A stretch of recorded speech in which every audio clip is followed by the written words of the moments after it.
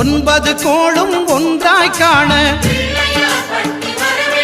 அங்கு கற்பகம் என்னும் கடவுளின் மெய்யில்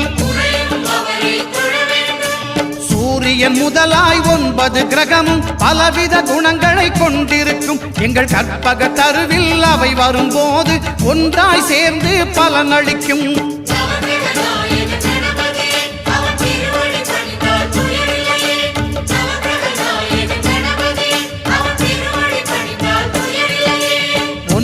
கோளும் ஒன்றாய் காண அங்கு கற்பகம் என்னும் கடவுளின் மெய்யில்